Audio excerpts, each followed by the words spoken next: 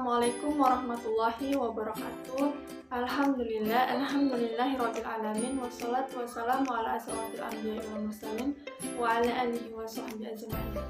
Pertama-tama yang paling utama, marilah kita ucapkan puji dan rasa syukur atas kehadiran Allah Subhanahu wa taala yang mana Ia telah memberikan kita begitu banyak nikmat, yaitu nikmat iman, Islam dan kesehatan sehingga kita dapat melaksanakan kegiatan kita sehari-hari. Tanpa pula salawat beriringan salam, marilah kita hadiahkan kepada baginda Nabi besar Muhammad SAW. Allahumma sholli wa sallim wa barik alaih, Nabi akhir zaman, suri tauladan bagi kita semua.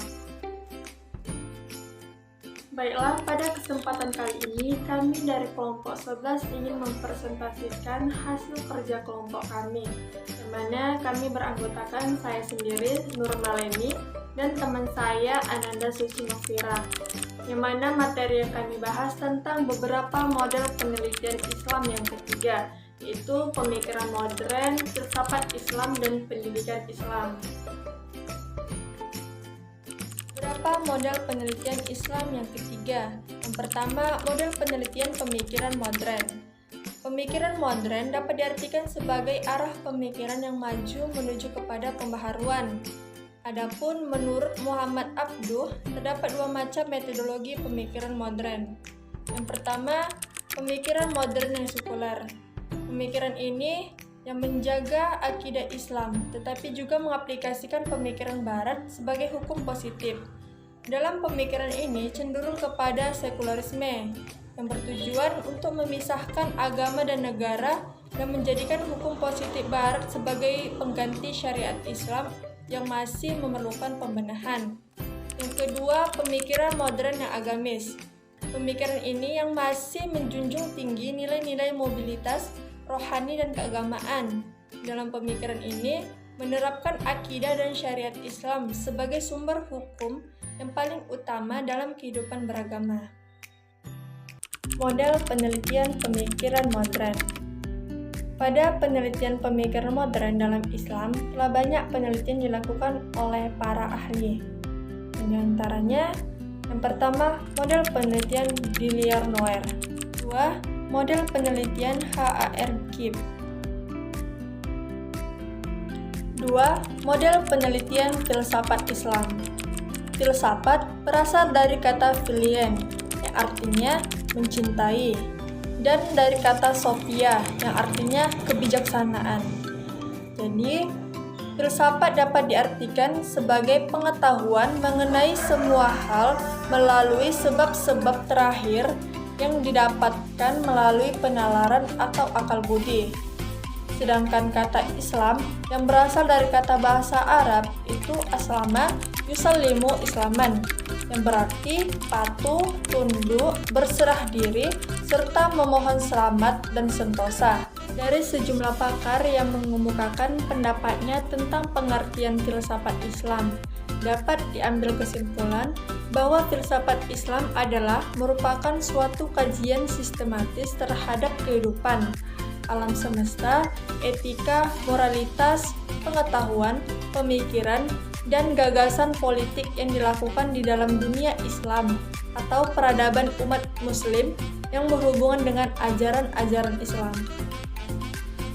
Model-model penelitian filsafat Islam. Pada model penelitian filsafat Islam yang dilakukan oleh para ahli dengan tujuan untuk dijadikan bahan pembandingan bagi pengembangan filsafat Islam selanjutnya. Adapun model-model penelitian filsafat Islam, yang pertama, model Muhammad Amin Abdullah. Yang kedua, model Otto Horowitz, Majid Fakih, dan Harun Nasution. Yang ketiga, model Ahmad Fuad Al-Ahwani. Selanjutnya, pembahasannya akan dijelaskan oleh rekan saya, Ananda Suci Mafira. Kepada Ananda Suci Mafira, saya persilahkan. Baik, saya akan menjelaskan tentang model penelitian pendidikan Islam. Yang pertama, pengertian pendidikan Islam. Pendidikan menurut Kamus Besar Bahasa Indonesia adalah proses perubahan sikap atau tata laku seseorang atau kelompok orang dalam usaha mendewasakan manusia melalui upaya pembelajaran dan pelatihan. Menurut Undang-Undang Republik Indonesia Nomor 2 Tahun 1989, pendidikan Islam adalah usaha sadar untuk menyiapkan peserta didik melalui kegiatan bimbingan, pengajaran, dan latihan bagi peranannya di masa yang akan datang. Jadi, dapat disimpulkan bahwa pendidikan Islam adalah pendidikan yang berdasarkan ajaran Islam. Yang kedua, ada metode pendidikan Islam. Metode pendidikan Islam merupakan cara atau usaha yang dilakukan untuk kegiatan bimbingan dan pengajaran dalam memahami Islam. Ada beberapa metode yang digunakan dalam pendidikan Islam, diantaranya yang pertama, taklim. Taklim diartikan juga sebagai pengajaran. Biasanya taklim ini salah satunya adalah ceramah yang biasa digunakan oleh para pendidik dalam mengajar. Taklim merupakan metode dasar dalam pendidikan. Yang kedua, ada tabiin. Metode ini biasanya pendidik harus menjelaskan materi atau objek dengan benar supaya materi tersebut benar-benar jelas dan dimengerti oleh orang tersebut. Yang ketiga, ada tafsir. Pendidik harus menjelaskan secara detail tentang persoalan yang dibahas. Penjelasan tersebut tidak dikarang atau dibuat-buat, serta mempunyai sumber yang jelas yang menyangkut persoalan tersebut. Yang keempat, ada tafhim. Metode ini digunakan pendidik untuk memberikan kesamaan persepsi mengenai benda, permasalahan, ataupun kasus yang dibicarakan. Ketiga, metode penelitian ilmu pendidikan Islam. Dilihat dari segi objek kajiannya, ilmu pendidikan dapat dibagi kepada 3 bagian, yaitu yang pertama pengetahuan ilmu, yaitu pengetahuan tentang hal-hal atau objek-objek yang diperoleh dengan melakukan penelitian ilmiah dan teori-teorinya bersifat logis dan empiris. Yang kedua, ada pengetahuan filsafat, yaitu pengetahuan tentang objek-objek yang abstrak logis, diperoleh dengan pikiran dan teori-teorinya bersifat logis dan hanya logis, tidak empiris. Yang ketiga, ada pengetahuan mistik, yaitu pengetahuan yang objek-objeknya tidak bersifat empiris dan tidak pula terjangkau oleh logika. Sekian penjelasan dari saya.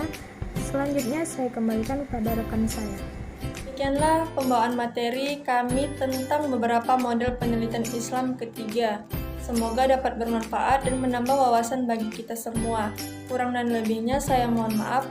Wabillahi taufiq wal hidayah. Wassalamualaikum warahmatullahi wabarakatuh.